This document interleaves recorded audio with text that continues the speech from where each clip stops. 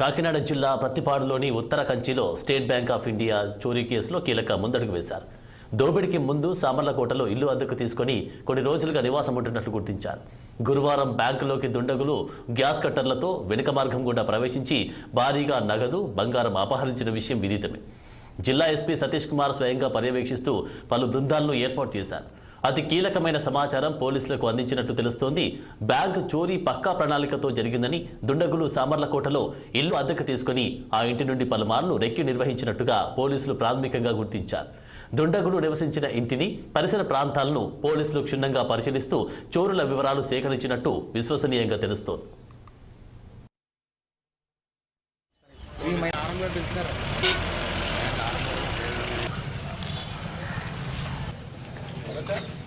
Así era.